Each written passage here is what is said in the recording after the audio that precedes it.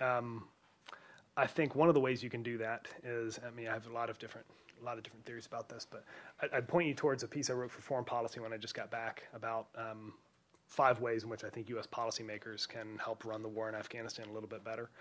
One of the things you can do is spend less money. One of the things you can do is create some sort of trust in the way that, we're slaves to our budgeting process because we budget on a year-by-year basis.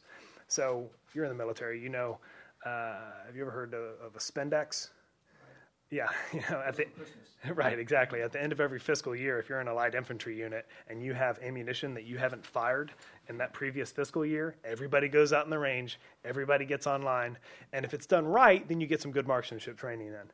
If it's done poorly, then you just fire a bunch of ammunition downrange because the incentives are there for you to spend all of the ammunition you're given, or else you're not getting it the next year. It's the same that it works, that the same dynamic is in effect in our legislative branch.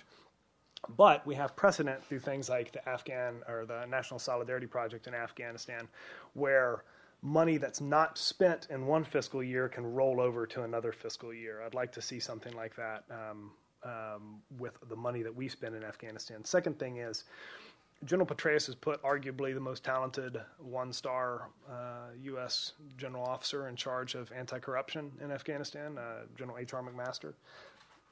Good friend of mine. I think extremely highly of him. He's one of my personal favorites. He's got 24 dudes,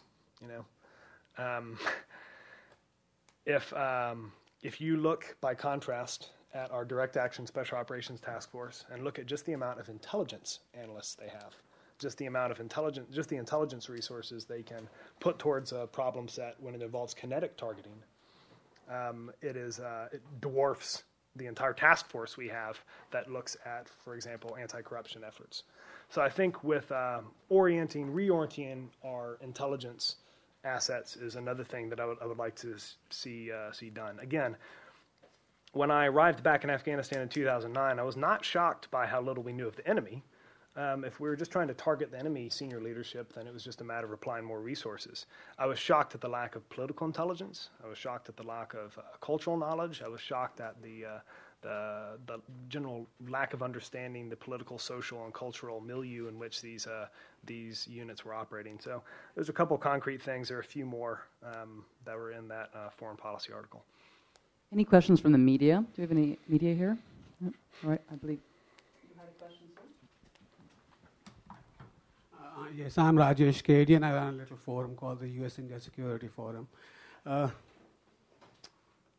What practical steps can you take to manage the sanctuaries in Pakistan is my first question. Yeah. A related question is the Indian role in Afghanistan. And though President Bush didn't say much about it, President Obama and General McChrystal actually opposed it. But in the joint statement issued when President Obama was in India was to promote more Indian nation building in Afghanistan. So would you comment on those two issues, please? Sure. Thank you. Yeah, let me work backwards. I think that there is, for the people that are working closest to the ground in Afghanistan, there's frustration at the Pakistani perception of Indian activities in Afghanistan, these Indian consulates that are supposedly just fronts for Indian intelligence activities or for Indian dark arts and things like this. I think a lot of that has to do, the vast majority that has to do with the operational culture and strategic culture of the Pakistani security services, which are overwhelmingly focused on the enemy to the southeast. But just because you're paranoid doesn't mean people aren't out to get you. So there has been discussion with our Indian allies to make sure that their activities are transparent.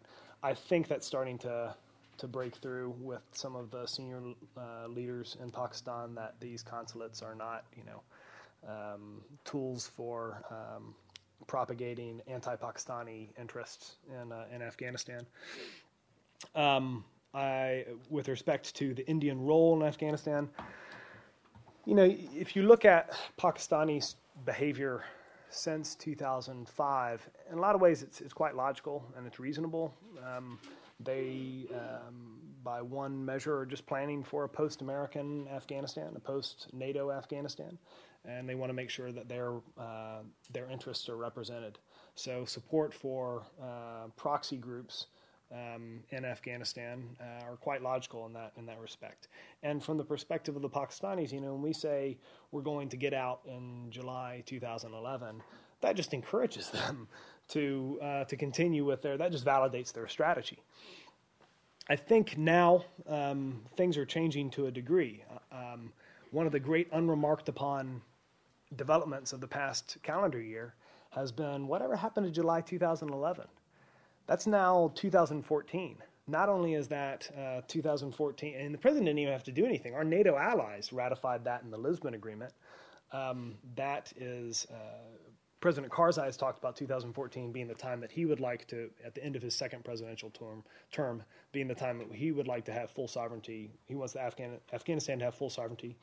So that whole 2011 thing's kind of gone away, and I think that you're seeing allies, neutral parties, and adversaries in Afghanistan and Pakistan. And by the way, allies, neutral parties, adversaries, sometimes they're all three. I think that you're starting to see a change in strategic calculus that may affect the sanctuary issue in Pakistan. On the other hand, and I have to approach this, from the perspective that I'm looking at this security studies generalist, not as a Pakistan expert, not as an Afghanistan expert.